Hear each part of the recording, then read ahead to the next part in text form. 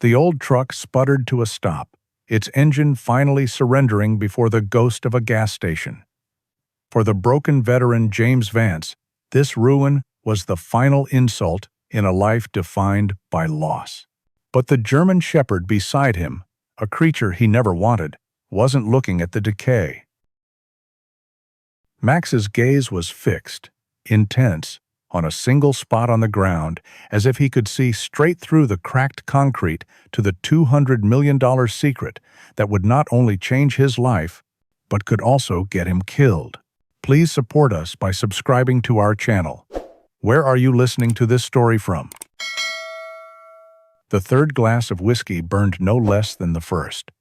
It was a familiar fire, a welcome punishment that scorched the memories hiding in the dark corners of his mind. James Vance sat in the deepening twilight of his cramped apartment, the amber liquid glowing in the single beam of a street lamp that cut through the dusty window. He was a man in his 30s, but his face carried the rugged, weary topography of someone much older. His tall, lean frame, once honed by the relentless discipline of the Army Rangers, was now just a loose collection of sharp angles beneath a worn navy plaid shirt. His brown hair, cut short out of habit, was flecked with gray at the temples, a stark contrast to the youthful face that smiled back at him from a faded photograph on the table. In the photo, two soldiers in desert fatigues grinned at the camera, arms slung over each other's shoulders, the harsh Afghan sun casting them in a halo of golden light. James and Ryan. Before the IED, before the silence, before the guilt became a constant, suffocating weight.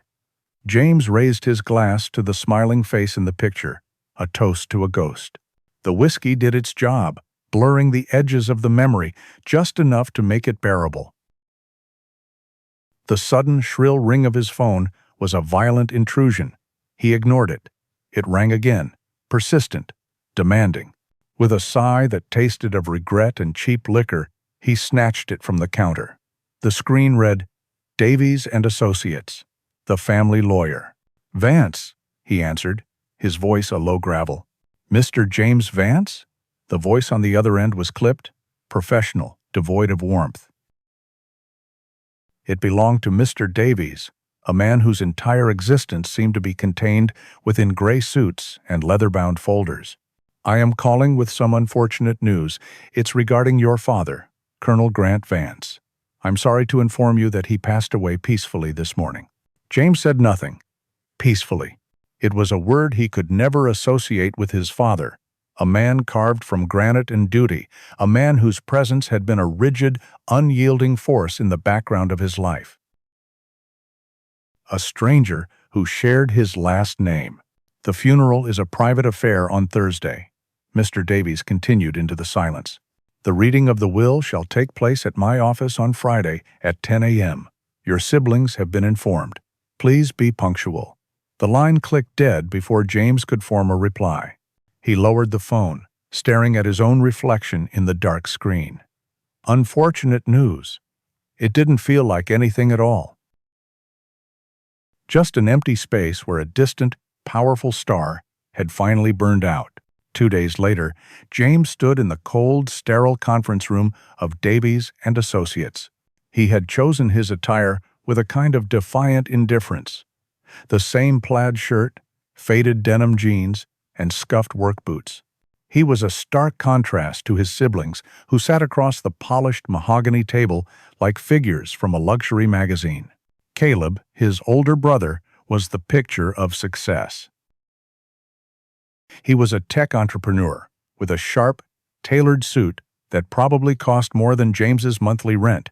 His dark hair was perfectly styled, and his eyes, cold and assessing, darted constantly to the expensive watch on his wrist, as if every second spent there was a calculated loss. Beside him sat Isabel, his twin sister. She was an art broker, a profession that allowed her to surround herself with beauty and cultivate an air of effortless elegance. She wore a cream-colored silk dress, her blonde hair swept into a sophisticated knot. Her gaze drifted over James, not with malice, but with a faint, dismissive pity that was somehow worse. Mr. Davies, the lawyer, sat at the head of the table, a thin man in his late 60s. He cleared his throat and began reading from the document in a dry monotone. There were bequests to charities, provisions for former staff, and then the main inheritances. To Caleb, a substantial trust fund.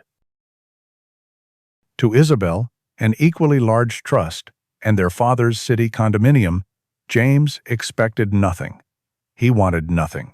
And to my son, James, Mr. Davies read, his voice unchanging, I leave the entirety of the property located in Oak Haven, Montana, including the business and all its contents.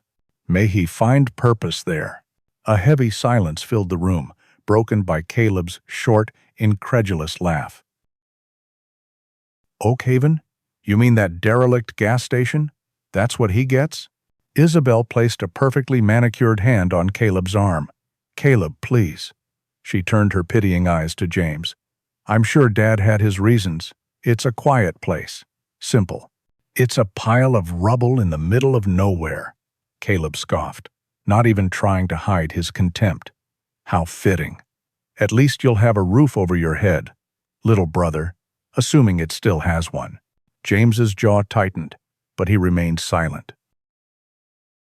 He stared at the wood grain on the table, feeling the familiar burn of shame and anger. They saw him as a failure, a broken soldier who couldn't adjust to civilian life.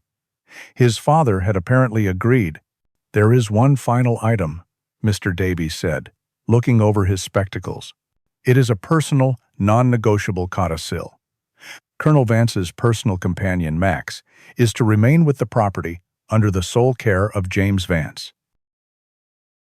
In fury, before James could process this, a paralegal opened the conference room door. Standing in the doorway, held by a simple leather leash, was the most magnificent animal James had ever seen. Max was a German shepherd, a prime example of the breed. He was a large, powerfully built dog, perhaps 5 or 6 years old, with a thick coat of sable gray and white.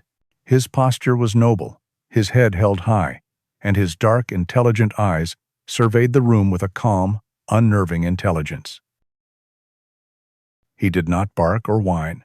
He simply stood, a silent, dignified sentinel. Caleb waved a dismissive hand. A dog? What is James supposed to do with a dog? Isabel shuddered delicately. I hope it's house-trained. Max ignored them completely. His gaze settled on James, and for a long moment, man and dog simply looked at each other. There was no affection in the dog's eyes, but there was an intensity, a deep, knowing quality that made James feel strangely exposed. He finally found his voice. I don't want a dog. The terms are absolute, Mr. Davies stated flatly, sliding a pen and a stack of papers across the table. Acceptance of the property includes acceptance of the dog. Sign here. Defeated, James took the pen. He saw Max not as a companion, but as another burden, a living, breathing piece of a past he couldn't escape. A final, strange command from a father he had never truly known. He signed the documents, the scratch of the pen, the only sound in the room. Minutes later, he walked out of the building, the leather leash feeling heavy and foreign in his hand. Max walked beside him, his pace perfectly matching James's, his demeanor calm and observant. They reached James's old, beat-up pickup truck. He opened the passenger door, and without a word of command, Max hopped in and sat on the worn bench seat, staring straight ahead through the windshield. James got in and started the engine. The silence in the cab was absolute. It was the silence of two strangers, a broken man and a stoic dog, bound together by the will of a ghost. They pulled out into traffic, heading west, towards the distant mountains of Montana and an inheritance of rust, dust, and forgotten memories. The long drive from the city had been a silent, hours-long affair.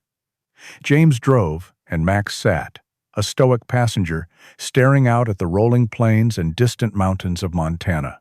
They arrived in Oakhaven as the sun began its descent, painting the vast sky in strokes of orange and purple. The town itself was little more than a whisper, a collection of tired buildings huddled along a two-lane highway.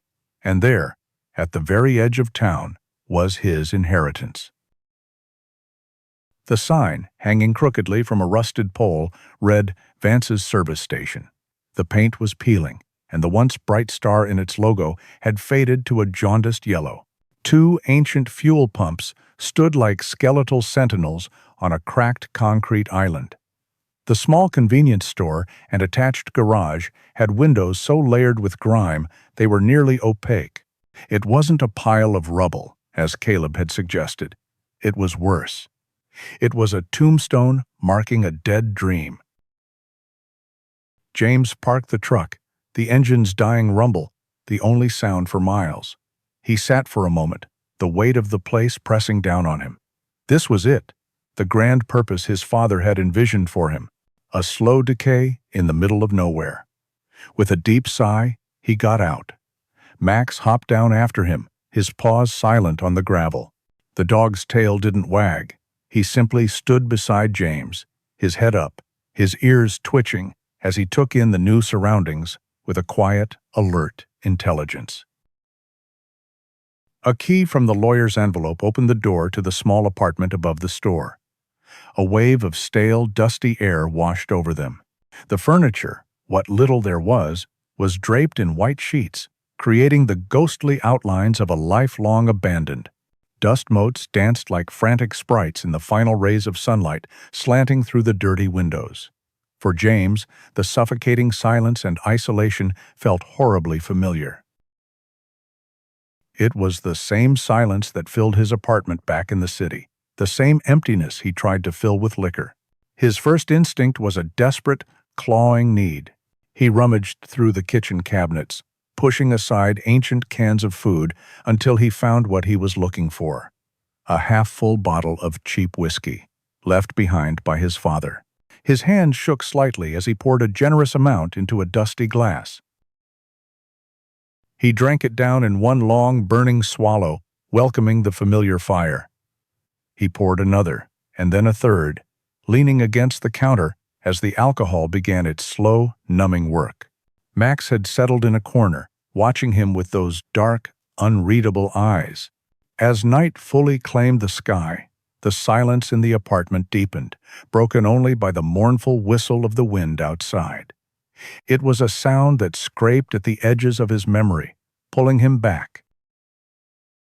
Back to the heat, the dust, the suffocating silence between moments of sheer terror. The memory hit him like a physical blow. He was in Kandahar, the sun a merciless hammer in the sky. He and Ryan were on patrol, the last leg of their tour. They walked with the easy, practiced rhythm of men who knew each other's thoughts. "First thing I'm going to do when I get back," Ryan said, his voice a cheerful beacon in the tense quiet, "I'm going to take Sarah to that little Italian place by the lake.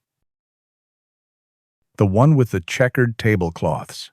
I'm going to eat a mountain of pasta, and then I'm going to ask her to marry me." James had smiled, clapping his friend on the shoulder. "She'd be a fool to say no. She'd be a fool to say yes," Ryan laughed. "But I'm counting on her being a fool." They were brothers, forged in the crucible of combat. Ryan was the light to James's shadow, the optimist who kept the darkness at bay. They moved forward, scanning the dusty road, their rifles held at a low ready. The world was shades of brown and beige, a landscape of hidden dangers. And then it happened. There was no warning. Just a blinding white flash that swallowed the world, followed a split second later by a deafening roar that felt like it had ripped the air from his lungs. The force of the blast threw James backwards, his helmet scraping against the rocky ground. His ears screamed with a high-pitched whine. Dust and smoke filled the air, thick and choking. He scrambled to his feet, disoriented, his heart hammering against his ribs. "Ryan!" he yelled, but his own voice was a muffled whisper in the ringing silence. "Ryan!" He stumbled through the haze, his eyes stinging, his throat raw. He saw the crater first, a raw, ugly wound in the earth. And then he saw him, or what was left. The memory shattered. James gasped, finding himself back in the dusty kitchen in Montana, his knuckles white as he gripped the edge of the counter. The ghost of Ryan's laughter echoed in the silent room. The pain was a fresh, bleeding wound. He needed more. He needed to drown it. He turned toward the counter, his hand reaching for the whiskey bottle, a desperate lifeline. As his fingers brushed against the glass, a low whine came from the corner of the room. He ignored it. He needed this. He deserved this punishment. He grabbed the bottle, but as he lifted it, a wet nose nudged his hand insistently. He looked down. Max was standing beside him, looking up, his head cocked to one side. "Get away," James mumbled, his voice thick. He tried to push the dog aside, but Max was persistent. James raised the bottle to pour, and a heavy paw came down firmly on his forearm. It wasn't an aggressive move. It was deliberate, calculated. The weight was just enough to stop his movement. James stared at the paw, then at the dog's face. He tried to shake his arm free, but Max held firm. With a growl of frustration, James set the bottle down and tried to reach around the dog, but Max was quicker. He shifted his body, physically blocking James from the bottle, a solid, furry wall of quiet defiance. He didn't growl or show his teeth. He simply stood his ground, his dark eyes locked on James's side. In that moment, James saw something that stopped him cold. It wasn't the simple loyalty of a pet. It was an expression of profound, almost human understanding. It was a silent plea, a clear and undeniable message. Don't. Stunned, James backed away from the counter. He sank into one of the dusty chairs at the kitchen table, the craving for alcohol suddenly replaced by a wave of disbelief. He stared at the German shepherd, who now stood guard over the whiskey bottle like a sentinel. For the first time since the lawyer's office, James truly saw him. This wasn't just his father's dog. This was something else entirely. This was a guardian. And James was his mission. James woke to the pale light of a Montana dawn filtering through the grimy apartment window. His head throbbed with the dull ache of a phantom hangover, a ghost of the oblivion he had denied himself the night before. The first conscious thought that formed in his mind was clear and sharp, unclouded by alcohol for the first time in months. He had chosen not to drink.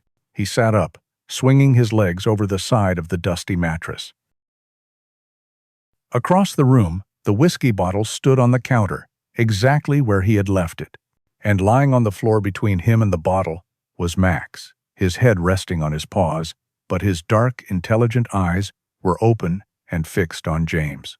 It was a silent, steady gaze, a reminder of the silent pact they had made. A gnawing hunger, another sensation long dulled by liquor, reminded him he needed food. The cans in the apartment looked ancient, their labels faded and peeling. He would have to brave the convenience store downstairs. He made his way down the creaking wooden steps, Max following a few paces behind, his claws making soft, clicking sounds on the wood. The air in the store was thick, with the smell of dust and decay. Sunlight struggled to pierce the grime on the windows, illuminating shelves stocked with sun-bleached boxes of cereal and faded bags of chips. It was a perfect time capsule of failure. As James scanned the shelves for anything remotely edible, he noticed Max wasn't with him. He turned and saw the German shepherd had moved with a quiet sense of purpose behind the main counter, a space cluttered with an old cash register and yellowed newspapers. The dog was sniffing intently at the floor, his tail held low and still. A low whine rumbled in his chest. "Max, come on, there's nothing back there," James called, his voice echoing slightly in the empty store. Max ignored him. His sniffing became more frantic. Then, he began to scratch, his powerful claws scraping against the cracked linoleum floor. It wasn't a playful scratch. It was a determined, focused digging at one specific spot, a single, discolored tile. James walked over, his boots crunching on unseen debris. "Hey, stop that." He reached down to grab Max's collar, but the dog was relentless, letting out a short, sharp bark, his eyes darting from the tile to James's face and back again. The message was clear. "Look here." James sighed, a mixture of irritation and a flicker of something else. Curiosity. He had seen this kind of focus before. In soldiers on a mission, in bomb-sniffing dogs trained to ignore all distractions. Max was not just playing. He knelt down, running his hand over the tile Max had been scratching. It felt different from the others. It was loose. He nudged it with his fingers, and it shifted slightly. His heart gave an unexpected thump. He looked at Max, who sat back on his haunches, watching him, a low, encouraging whine coming from deep in his throat. Okay, I see it," James muttered, more to the dog than to himself. He went into the attached garage, the air thick with the smell of old oil and rust. After a few minutes of searching, he found a long, heavy pry bar. Back in the store, he wedged the tip of the bar into the seam of the loose tile. With a grunt of effort, he put his weight into it. The old adhesive groaned in protest, and then, with a sharp crack, the tile popped free. Beneath it was not concrete, but a dark, hollow space. And, nestled inside that space, resting on a bed of what looked like oilcloth, was a dark, green, metal footlocker. It was standard military issue, old but impeccably maintained, with stenciled lettering on the side that had been mostly scraped away. A cold prickle ran down James's spine. This was not something a simple gas station owner would have. He lifted the heavy box out of the hole. It was sealed with a heavy-duty padlock. He looked at Max, whose tail gave a single, slow wag. "What did you find, boy?" James whispered. He carried the footlocker upstairs to the apartment and set it on the dusty kitchen table. The lock was too strong for the pry bar. With a grim determination, James went back to the garage and returned with a heavy hammer and a chisel. It was loud, brutal work, but after several sharp, metallic blows, the shackle of the lock finally broke. He paused, his breath held. He lifted the lid. The air that escaped smelled of old paper, worn leather, and something else, something metallic and familiar. Inside, everything was packed with military precision. On top lay a small bundle of personal items.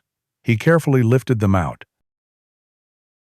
There was a pair of his father's old silver dog tags, a service medal he had never seen before, and a worn leather wallet. He opened the wallet. Inside was a single, faded photograph of a young, smiling woman with kind eyes. His mother. She had died when he was a boy, and seeing her face here, kept so carefully by his stoic father, sent a pang of an emotion he couldn't name through his chest. Beneath the mementos was a heavy, ornate key. It was made of brass, tarnished with age, its head shaped like a complex gear. It was unlike any key he had ever seen. And at the very bottom of the locker was a standard issue, green hardbound logbook, a military journal. He lifted it out. It felt heavy, important. He opened it to the first page. It was not filled with his father's neat handwriting. Instead, the page was covered in dense, meticulous blocks of letters and numbers, a cipher. James stared at the page, a jolt running through him. The fog in his brain, the dull haze of alcohol and grief, began to burn away, replaced by the sharp, electric focus of a soldier. He recognized the pattern. It was a variation of a substitution cipher he had been trained to use in the Rangers, complex and difficult, but not impossible to break. For months, his only mission had been to drink himself into oblivion. He had failed at being a soldier, failed at being a civilian, failed his friend. But now, holding this journal, he felt the first stirrings of a new purpose, a new mission. He set the journal carefully on the table, placing the intricate brass key beside it. He looked across the room at the whiskey bottle, then down at Max, who had settled at his feet, watching him with unwavering loyalty. The thirst was still there, a dull ache in the back of his mind, but it was no longer a roar. It was a whisper, and for the first time, he felt he had something loud enough to shout it down. The hunt for the truth had begun. For 3 days, the world outside the dusty windows of the gas station ceased to exist. James worked at the kitchen table, a man possessed. The whiskey bottle remained untouched, a silent monument to a battle already won. His new fight was with the pages of his father's journal. He covered sheets of paper with grids and letter combinations, his mind, once foggy with alcohol, now razor-sharp with the familiar, disciplined focus of a cryptographer. The cipher was complex, a layered system designed to be unbreakable, but James had been trained by the best, and slowly, painstakingly, the coded messages began to yield their secrets. He learned of clandestine meetings, coded transmissions, and shadowy figures who passed through this sleepy Montana town like ghosts. It was a language of espionage, of a secret war fought in the quiet places of the world. He was so engrossed that he barely ate or slept. Through it all, Max was a constant, silent presence, either sleeping at his feet or watching him with a patient, steady gaze. On the evening of the third day, as James was close to a breakthrough on a particularly dense passage, Max stood up. He stretched his powerful frame and walked over to James, nudging his idle hand with a wet nose. "Not now, boy," James murmured, his eyes still glued to the journal. "Almost got it," Max whined, a low, insistent sound. He nudged James's hand again, harder this time. When James still didn't respond, the dog turned and walked to the door leading downstairs, looking back over his shoulder. The message was unmistakable. "Follow me." With a sigh of resignation, James pushed his chair back. Maybe the dog needed out. He followed Max down the creaking stairs, not into the convenience store, but into the cavernous, dark garage attached to it. The air was cold and smelled of rust and stale gasoline. James flicked a switch, and a single, bare bulb flickered to life, casting long, dancing shadows. Max paid no attention to the junk littering the garage. He trotted with purpose to the far wall, stopping in front of a large, rusted metal panel covered with defunct switches and faded warning labels. It looked like an ancient electrical junction box, something that hadn't been touched in decades.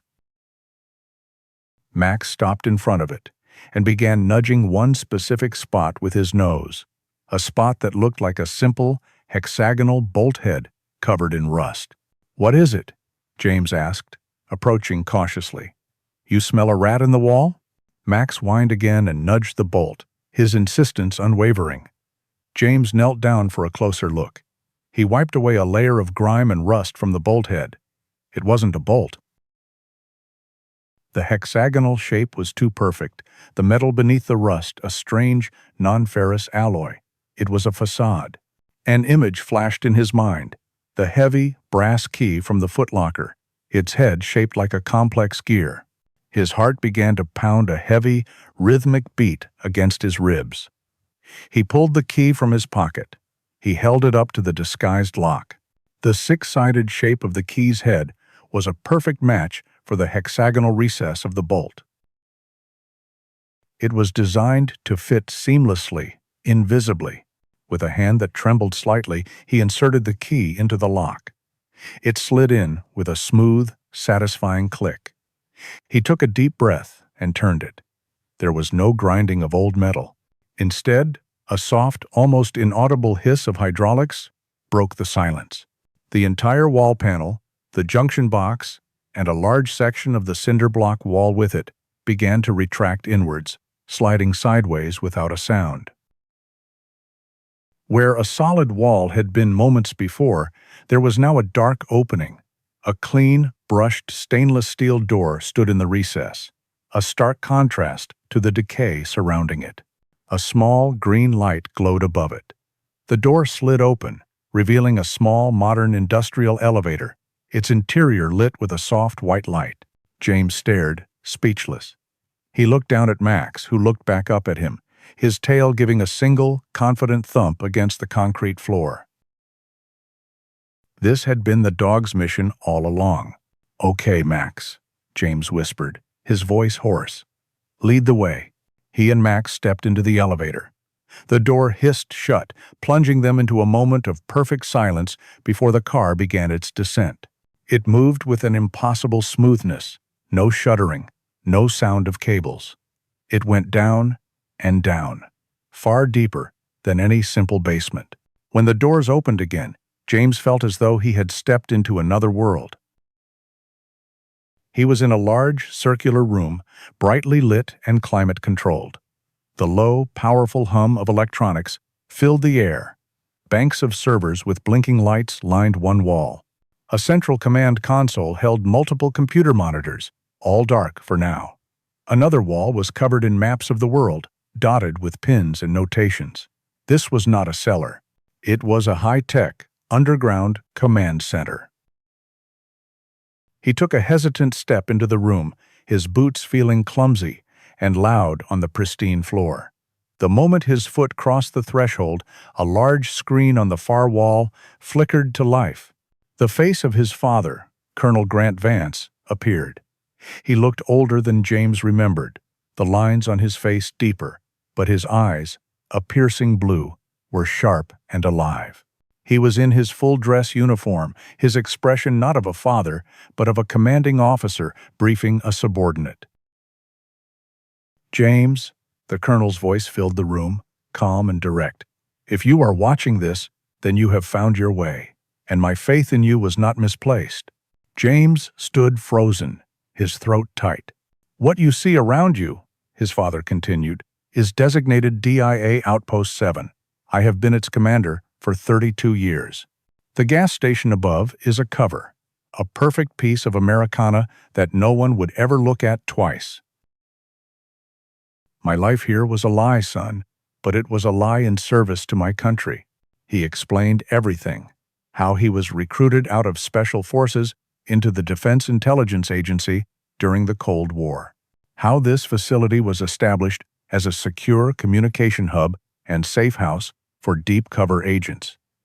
He spoke of missions and risks with a detached professionalism that was chillingly familiar. A life of this nature, with its inherent risks, comes with a certain compensation, the colonel said, his gaze unwavering. "Through my service and through carefully managed investments, I have amassed a significant personal fortune. The total value of the assets I am leaving to you is approximately $200 million. The number hit James like a physical force. He staggered back a step, his mind reeling. 200 million. He thought of his cheap apartment, his beat-up truck, the constant, grinding worry about money. "I did not leave this to you out of pity," his father's image said, as if reading his mind. "Caleb and Isabel are driven by greed and status. They would have squandered it, or worse. I left it to you because you are a soldier. You were forged in the fire of the Rangers. You understand duty, sacrifice, and integrity in a way they never will. This is not just money, James. It is a legacy, a weapon, a tool. What you do with it now is your mission." The screen went dark. James stood in the humming silence of the bunker, the weight of his father's words, of his secret life, of $200 million, settling on his shoulders. He felt a profound, aching sense of loss for the father he never knew, and a terrifying sense of responsibility for the legacy he now held. He looked down at Max, who had sat patiently beside him the entire time. The dog looked up, nudged his hand with his nose, and for the first time, James understood. He wasn't a burden. He was a guide, a guardian of the secret. And now, he was James's partner. The silence that followed his father's final words was absolute.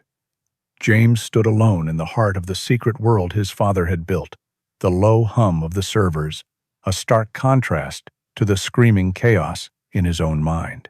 $200 million. A DIA outpost. A 30-year double life. It was the plot of a spy novel, not the quiet, lonely history of his family. He took a tentative step towards the central command console, his reflection a ghostly figure in the dark screens. He ran a hand over the cool, smooth surface of a server rack. This was real. The solid steel beneath his fingers was real. He looked down at Max, who had remained by his side, a calm, grounding presence in the surreal environment. The dog seemed completely at home here, as if this secret bunker was as natural to him as the Montana wilderness above. Drawn by an instinct he didn't understand, James sat in the large leather chair at the main console. As he did, the primary monitor in front of him flickered to life, displaying a simple login prompt. Password. His father's words echoed in his mind. My faith in you was not misplaced. What would the password be? He tried his own birthday. Access denied. His mother's name. Access denied. Then he remembered the journal, the first entry he had managed to fully decrypt. It was a date.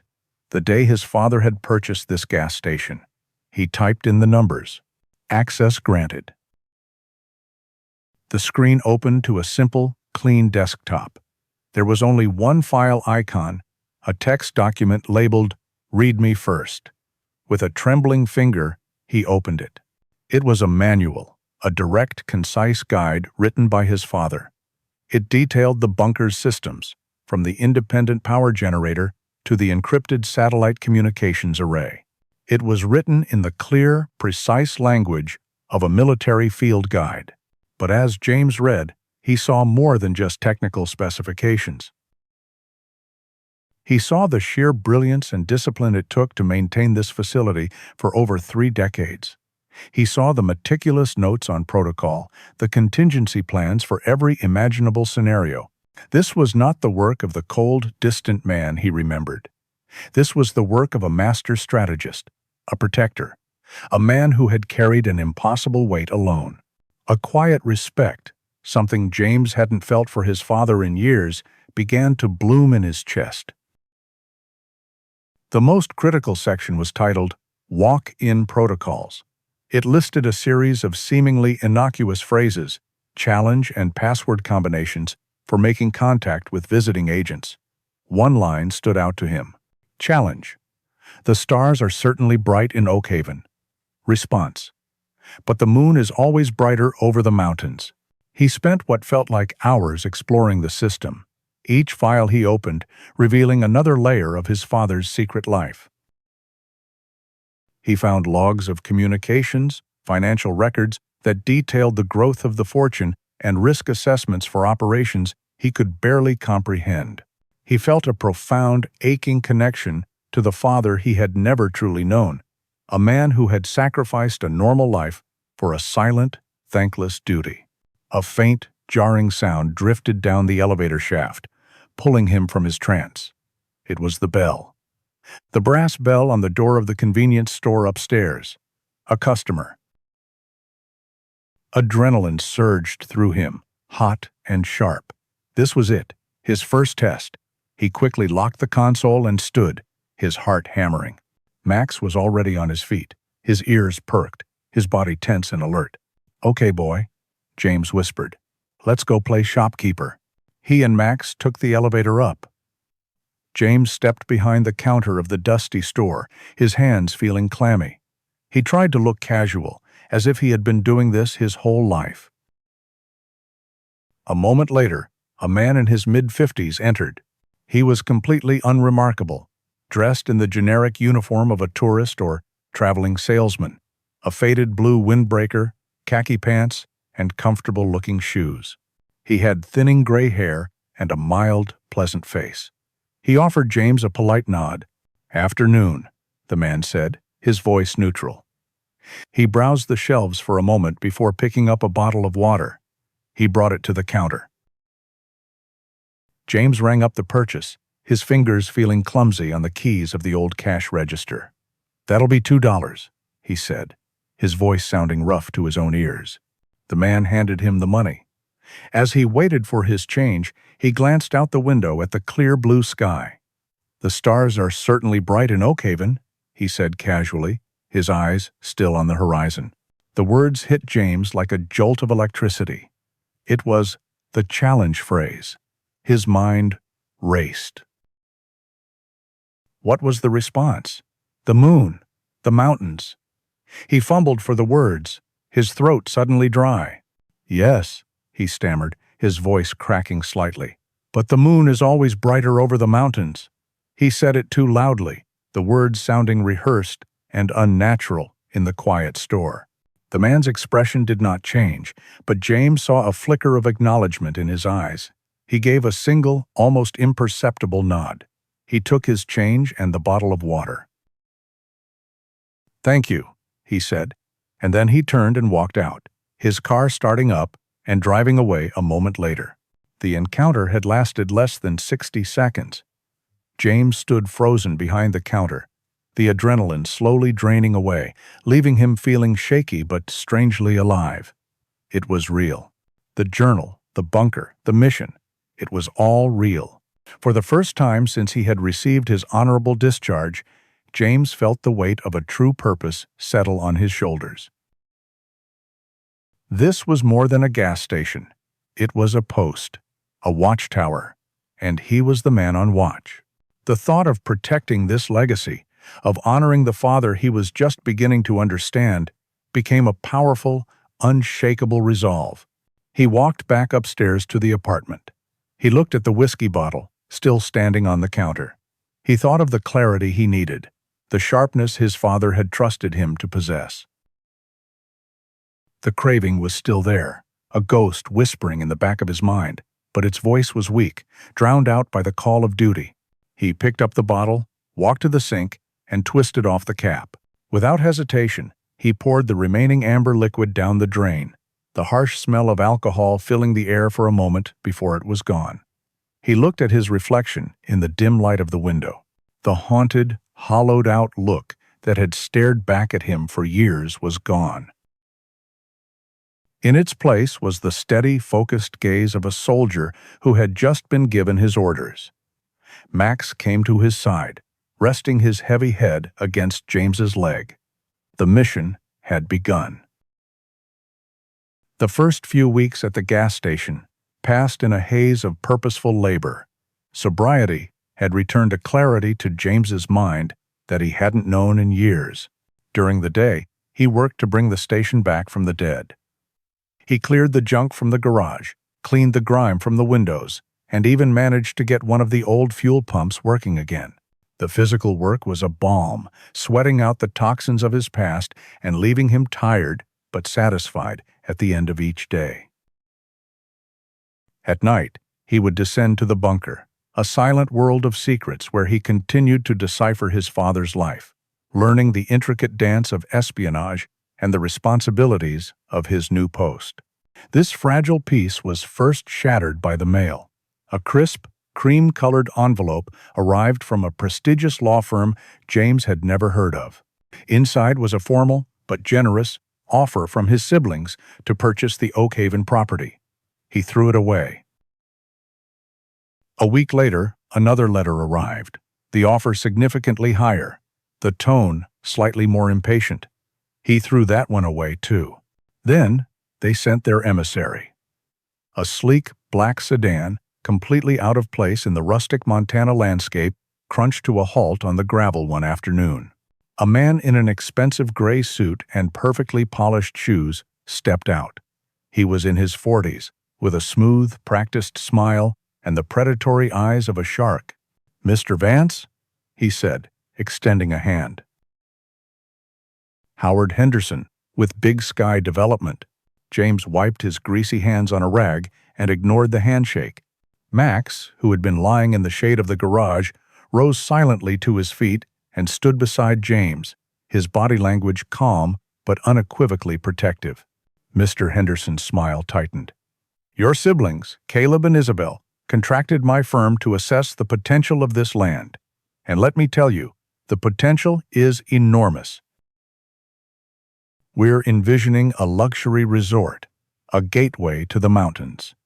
We are prepared to make you a life-changing offer, Mr. Vance. Enough to let you put all this behind you and start fresh." He gestured vaguely at the gas station, at James's life, as if it were a mess to be cleaned up. "It's not for sale," James said, his voice level and firm. Henderson's smile faltered. "Perhaps you misunderstand the scale of the offer. We are talking 7 figures." "I understand perfectly," James replied. "And I'm not interested." He gave Max's head a reassuring pat. The developer's eyes flickered to the dog, who watched him without blinking. A low, almost inaudible rumble vibrated in Max's chest. "Very well," Henderson said, his tone turning crisp. "Your family will be in touch." He retreated to his car and sped away, leaving a cloud of dust in his wake. The call came that evening. He recognized Caleb's number and let it ring 3 times before answering, steeling himself. "James." Caleb's voice was smooth, laced with a familiar, condescending warmth. "Isabel is here with me. We heard you met with Mr. Henderson. He said you were a bit uncooperative." "The property isn't for sale, Caleb," James said simply. "Don't be a fool, James." Isabel's voice cut in, sharp and impatient.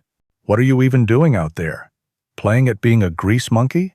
It's embarrassing. We're trying to give you an out, a chance to get your life together." "It is a little. My life is just fine," James said, the words feeling true for the first time in years. A humorless laugh crackled through the phone. "Fine," Caleb repeated. "Living in a ruin, talking to a dog? We're worried about you. Your judgment has been clouded for a long time. It would be a tragedy if you let this opportunity slip away because you're too stubborn or too unwell to see it." Ah. The veiled insult hit its mark, but James held his ground. "My answer is final." "It nice." The silence that followed was heavy, and when Caleb spoke again, the fake warmth was gone, replaced by a cold, menacing calm. "All right, James. We tried to do this the easy way. Let me be very clear. You have a well-documented history of instability, a long and sordid relationship with the bottom of a bottle. A judge might take a very dim view of a man like that being in charge of a significant estate." James felt a cold knot tighten in his stomach. "It would be a terrible shame," Caleb continued, his voice like silk sliding over steel, "if we had to petition the court to have you declared mentally incompetent to manage your own affairs. We could be granted conservatorship to protect Dad's legacy from your poor decisions. Think about it. All of this would be taken out of your hands, for your own good, of course."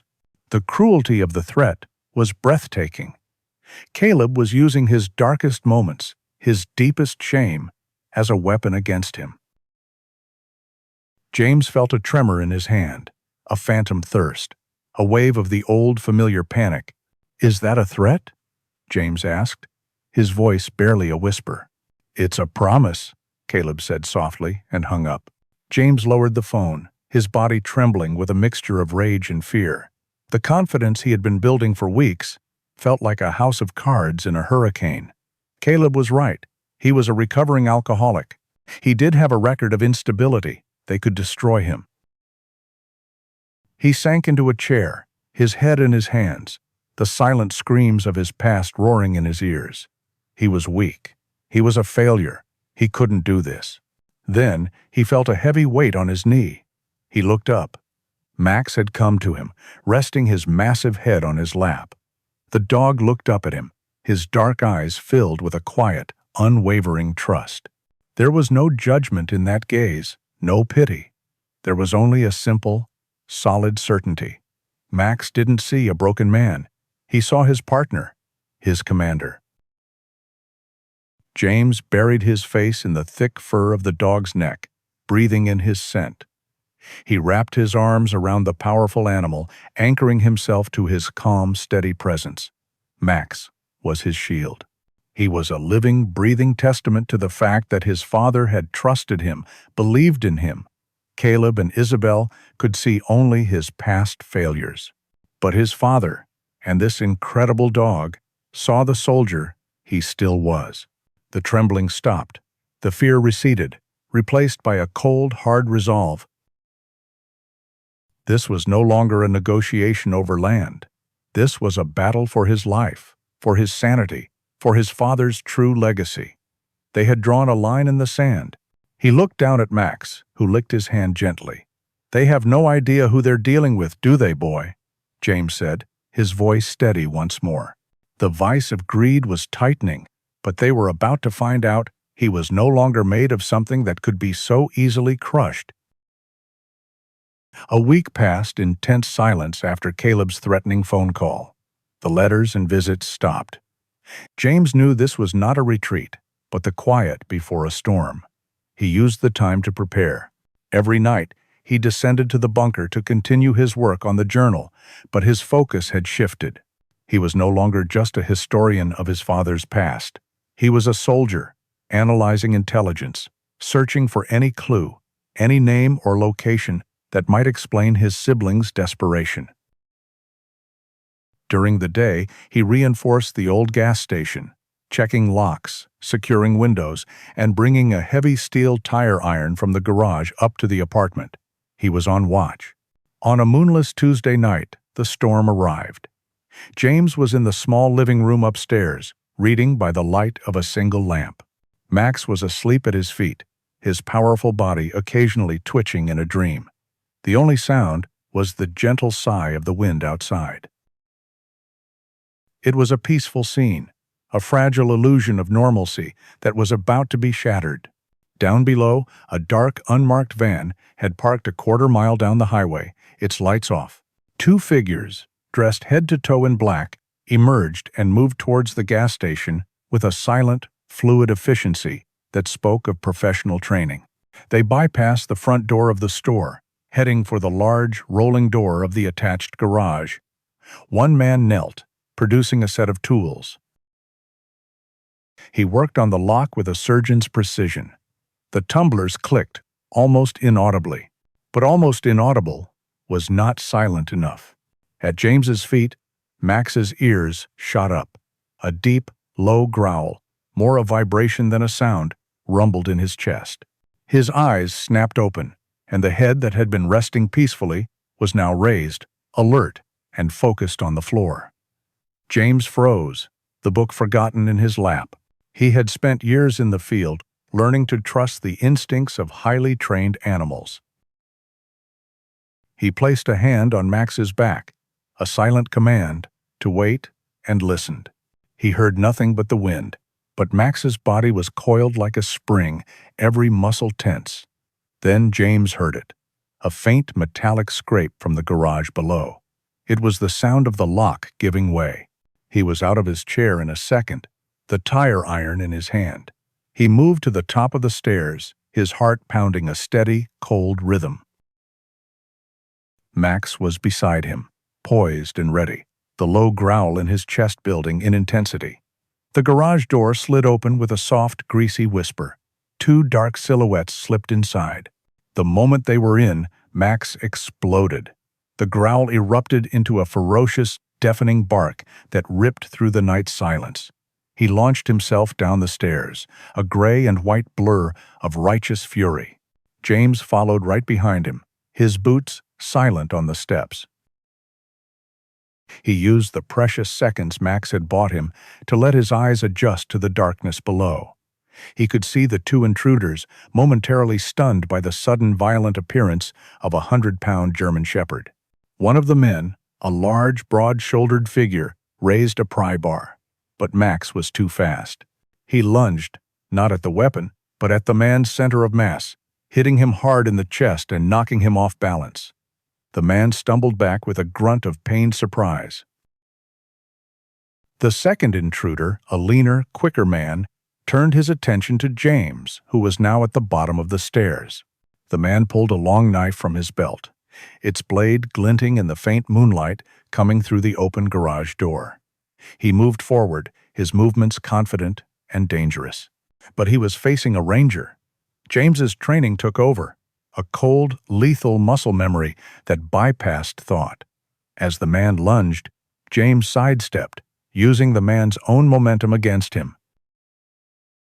He brought the heavy tire iron down in a sharp, brutal arc, not on the man's head, but on his wrist. There was a sickening crunch of bone, and the knife clattered to the floor. The man screamed, clutching his shattered wrist. James didn't hesitate. He delivered a swift, disabling kick to the man's knee. The man collapsed, his scream turning into a guttural moan. Meanwhile, the first intruder had managed to shove Max away. He scrambled to his feet, his pry bar held like a weapon. He saw his partner on the ground, and James turning towards him, the tire iron held ready. He made a quick calculation. He looked at the furious, snarling dog poised to lunge again, and at the silent, deadly figure of the man who had just taken down his partner in seconds.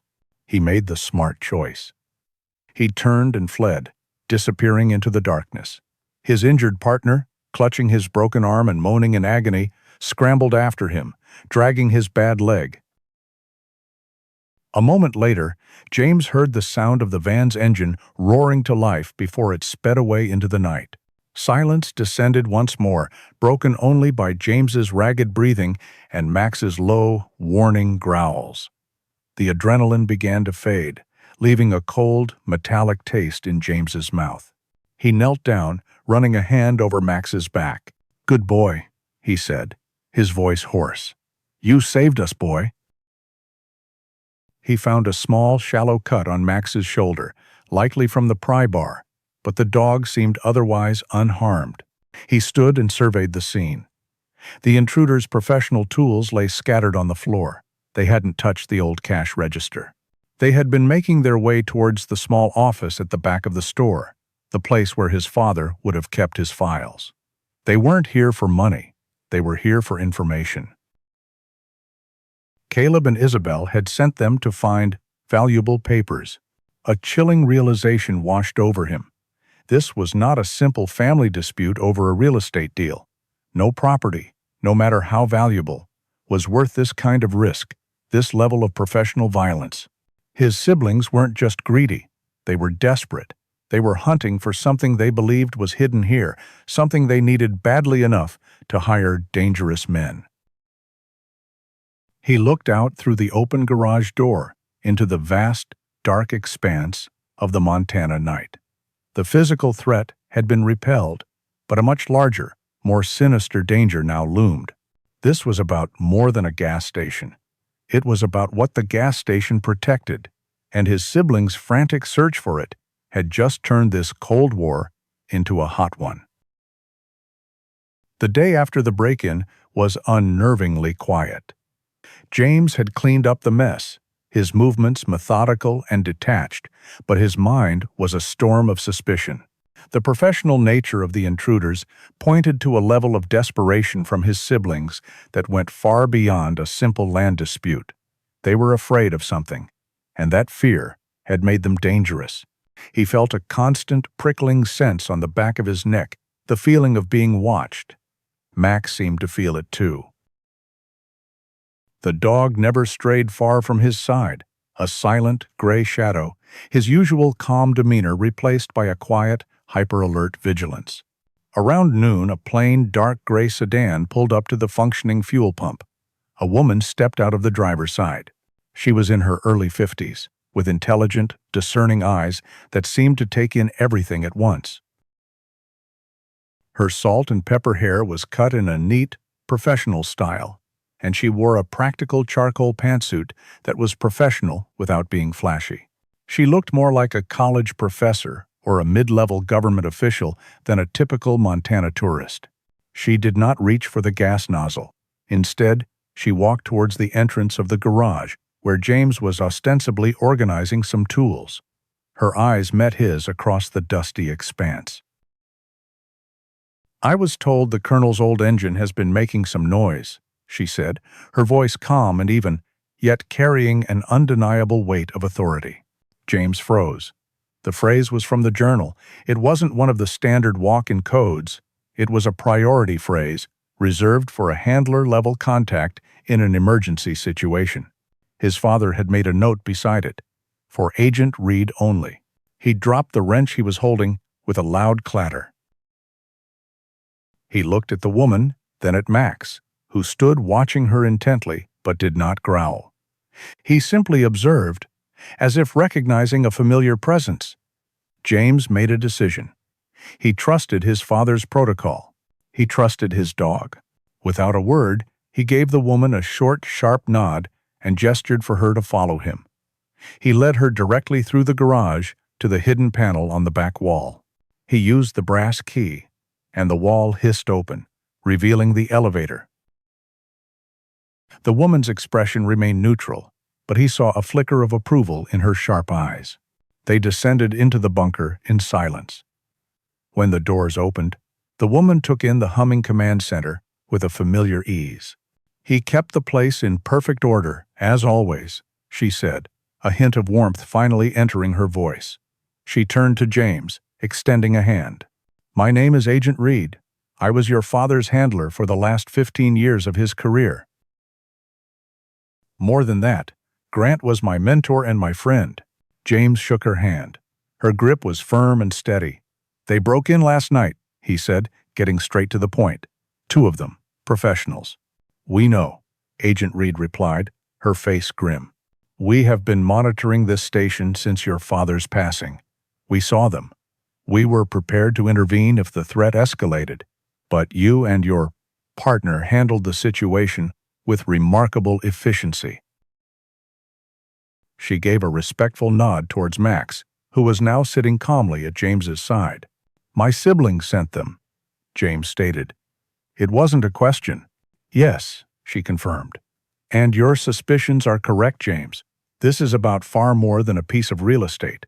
Your father was not just a passive keeper of this outpost. In his final years, he was running an active investigation." She walked to the main console and, with a few deft keystrokes, brought the main screen to life. A complex web of names, corporations, and offshore accounts appeared.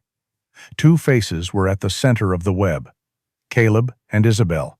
"Your brother, Caleb," she began, her voice taking on a clinical tone, "has been using his tech company as a front to sell restricted, military-grade guidance systems and software on the black market. Your sister, Isabel, has been using her international art gallery to launder the profits. They are key players in a very dangerous international arms trafficking network." James stared at the screen, a sick feeling twisting in his gut. It was worse than he could have imagined. His own family, dealing in weapons.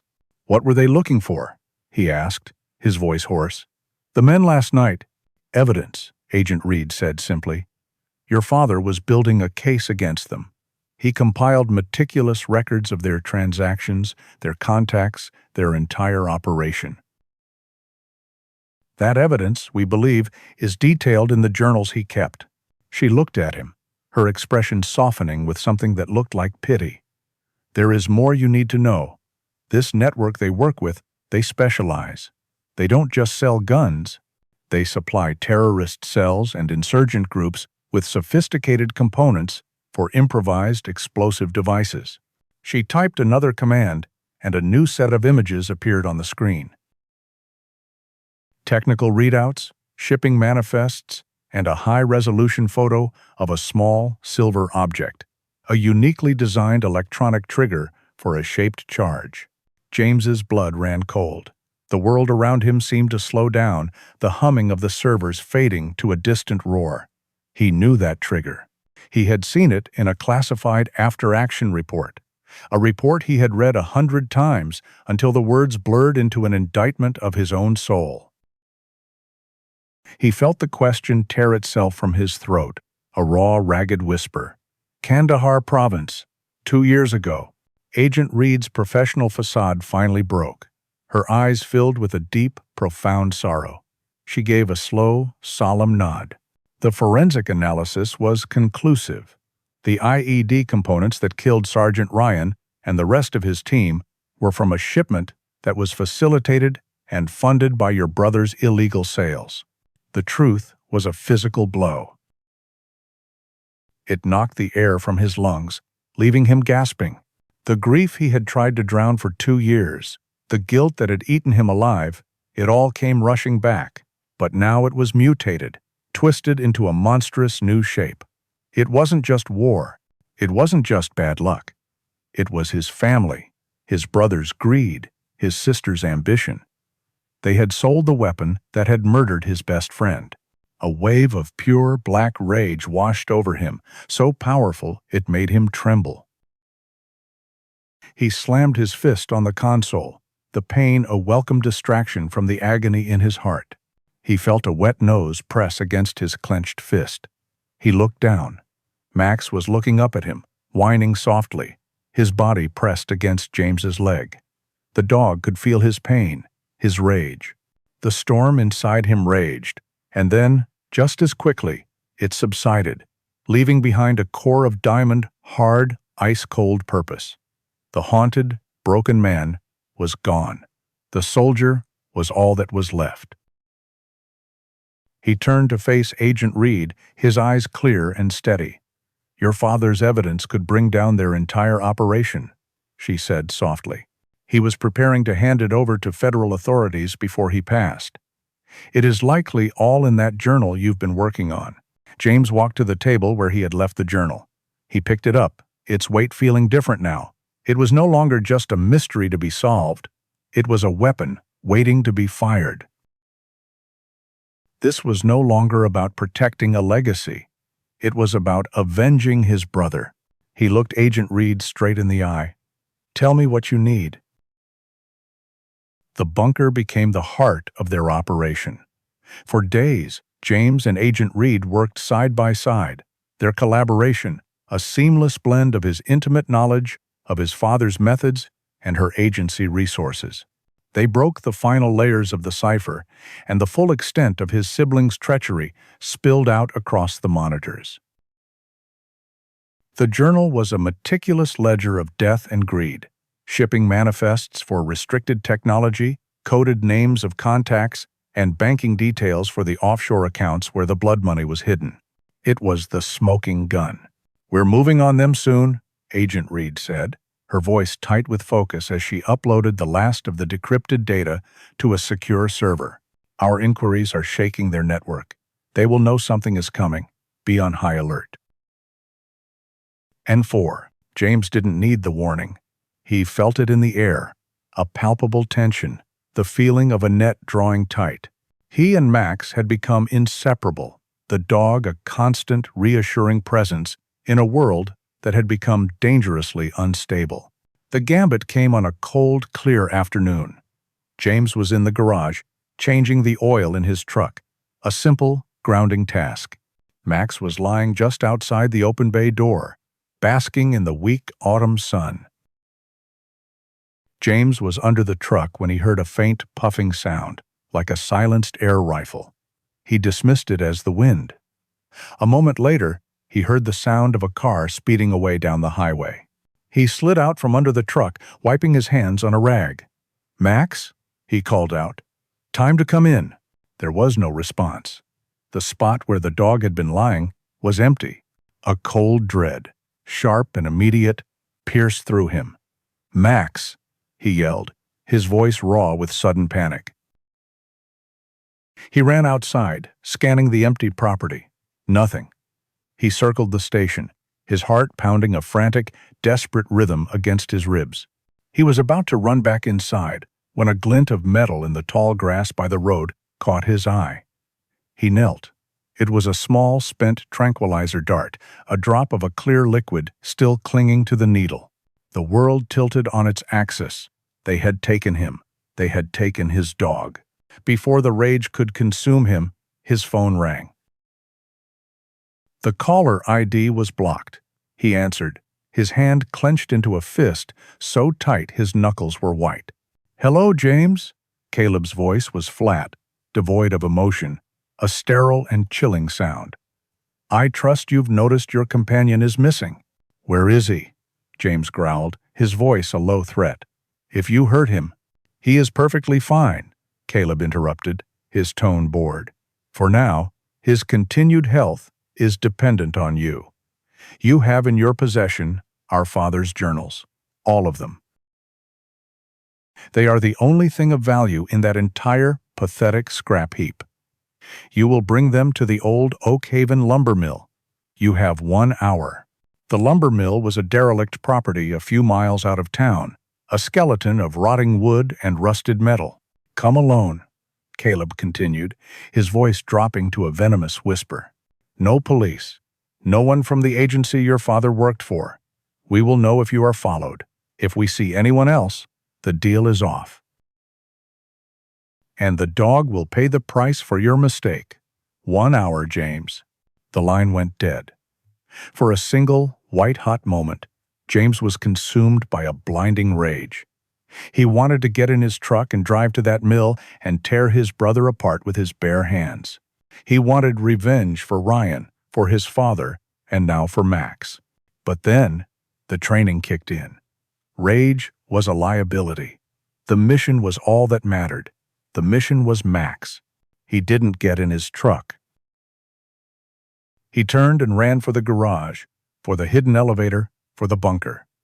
He slammed his hand on the emergency contact button on the console, a direct line to Agent Reed. He has the dog, James said, the moment she answered, his voice tight and controlled. Caleb has Max. He wants the journals, the old lumber mill. 1 hour. Agent Reed's response was immediate and professional. Stay put. My team is 5 minutes out. We already have a drone en route to the mill. He won't see it. Quote, end. Minutes later, Agent Reed and a team of 4 quiet, serious-looking tactical officers were in the bunker with him. On the main screen, a live thermal image from the drone showed 2 heat signatures inside the main building of the mill. This is a hostage exchange, Reed said, her eyes on the screen. They hold all the cards, but they've made a mistake. They've given you a reason to come to them. I'm going in, James said. It wasn't a request. Reed looked at him, seeing not a grieving civilian, but a focused operator. You'll go in as planned, alone. You'll be wired for sound. My team will be in position, ready to move on your signal. Your objective is the asset, James. Secure the dog. We will handle your siblings. The lumber mill was a cathedral of decay, smelling of sawdust and damp rot. James walked into the cavernous main building, carrying a heavy briefcase containing decoy books. In the center of the room, illuminated by the harsh glare of a portable floodlight, stood Caleb and Isabel. 2 hired guards stood in the shadows behind them, and to the side, in a large animal cage, was Max. He was lying on his side, his movements groggy, but he lifted his head and whined when he saw James. The journals, Caleb said, gesturing to the briefcase. The dog first, James replied, his voice echoing in the vast space. That wasn't the deal, Isabel hissed, her elegant facade cracking to reveal the raw greed and fear beneath. James took a slow step forward, his eyes locked on his brother's PA. He saw the face of the man whose greed had funded the bomb that killed Ryan. He felt the rage rise, a hot tide of vengeance. He could give the signal. Reed's team would storm the building, but in the chaos, anything could happen to Max. And in his heart, he knew he had to be the one to finish this. He had to choose. Revenge, or the mission. He thought of Ryan's easy laugh. He thought of his father's trust. He looked at Max, his loyal friend, trapped in a cage because of this family's poison. Justice was for Ryan. The mission was for Max. All right, James said, his voice calm. He placed the briefcase on the floor and kicked it towards them. You have what you want. As Caleb bent down to open the case, James gave the signal, a quiet cough. But he did not wait. He moved. He exploded into action, not towards Caleb, but towards the guard closest to Max's cage. He moved with the brutal efficiency of a ranger, a whirlwind of controlled violence. He disarmed the guard in 2 swift moves, sending him crashing into a pile of old lumber. The second guard raised his weapon, but it was too late. From the shadowy rafters above, 2 figures from Reed's team descended on ropes, silent and fast. More agents stormed in from the entrances. It was over in seconds. Caleb and Isabel stood frozen in shock as they were surrounded. As agents cuffed his brother, James's and Caleb's eyes met. He saw no remorse in Caleb's face, only a cold, venomous hatred for the brother who had beaten him. James ignored him. He walked to the cage and fumbled with the latch. He swung the door open.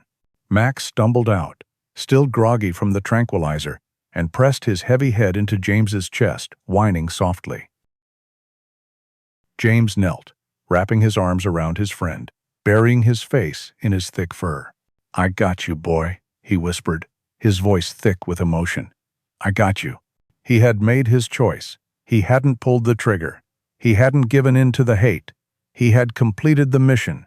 He had saved his partner. And in doing so, he had finally, truly, saved himself. The aftermath of the raid on the lumber mill was swift and decisive. In the sterile, quiet environment of the bunker, Agent Reed debriefed a calm, focused James. The journals, his father's final testament, were the key that unlocked the entire criminal enterprise. The news broke like a dam bursting. Headlines across the country screamed the story of the millionaire siblings, a tech mogul and a high-society art dealer, who were the masterminds behind an international arms trafficking ring. The stories highlighted the shocking source of the evidence: a meticulous investigation conducted by their own father, the late decorated war hero, Colonel Grant Vance, a man who had apparently discovered his children's treachery in his final years. The narrative painted a picture of a patriot who, even from the grave, had served his country one last time. Justice, as Agent Reed had promised, was swift and absolute. Caleb and Isabel, along with their key associates, were arrested, their assets were frozen, and their network was systematically dismantled. The threat was over. With the danger eliminated, the true weight of his inheritance settled upon James. Guided by his father's detailed financial records, and with the discreet assistance of Agent Reed and a team of trusted lawyers, he navigated the complex legal process of securing the $200 million fortune. For the first time, he was not just the guardian of a secret facility, but the steward of an immense power. The question that had haunted his father now haunted him. What to do with it all? The answer, when it came, was as clear and true as the trust in his dog's eyes. 6 months later, James sat in a bright, modern office in the city, the kind of place he once would have felt completely out of place in. But he sat with a quiet confidence, his posture straight, his gaze clear and steady. Across from him sat Agent Reed and a silver-haired man in a sharp suit, the executor of his father's estate. On the table between them was a thick stack of documents. At James's feet, as always, lay Max. The Ryan Vance Foundation, the lawyer read from the charter document. A nonprofit organization dedicated to the rehabilitation of veterans suffering from post-traumatic stress disorder through the training and placement of specialized service animals. In Astadhi, heaven. The Corsair, it has moth. James looked at Agent Reed, who gave him a small, proud smile. He had spent weeks working with her to shape his vision into a reality. He thought of the countless veterans like himself, lost in the silent, lonely war after the war, drowning their ghosts in whatever poison they could find. And he thought of Max, the sentinel who had stood guard over his soul and refused to let him fall. "The foundation will source dogs primarily from rescue shelters," James explained, his voice filled with a passion he hadn't known he possessed. "It will give them a new purpose too. We will train them, and we will pair them with a veteran, free of charge. We will give them a partner, a guardian, a reason to get up in the morning." He reached down, his hand settling on Max's head. "I know the program works, because I was its first success story." He picked up the pen and signed the documents. With the stroke of his pen, the Ryan Vance Foundation was born. His father's secret fortune, earned in the shadows of a hidden war, would now be used to bring soldiers back into the light. It was a legacy of healing, a tribute to the friend he had lost and the father he had found. Spring had come to Montana, breathing life back into the cold land. The gas station at the edge of Oak Haven was no longer a tombstone. It had been reborn. The cracked concrete had been repaved. The rusted pumps had been replaced with modern ones. The store had been renovated, its windows now sparkling clean, its shelves stocked with fresh goods, and a small, welcoming coffee counter. The whole place hummed with a quiet, potential energy. On a bright, warm afternoon, James stood out front with Max, watching as two men carefully installed a new, handcrafted wooden sign. The old, faded letters of Vance's service station were gone forever. The new sign, in elegant, deep green letters, read, Grant and Ryan Memorial Rest Stop, and below that, in smaller letters, Fuel, Coffee, a place to rest. It was more than a new name. It was a declaration. It honored the disciplined, dutiful father who had held his lonely watch for 30 years. And it honored the laughing, brave friend whose memory was no longer a source of guilt, but a source of inspiration.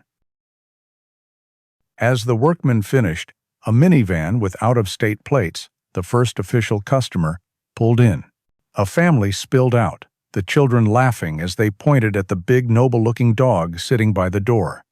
The father, a man about James's age, nodded at him. "Nice-looking place you've got here," he said. "Thank you," James replied, and the smile that reached his face was genuine and effortless. "Welcome."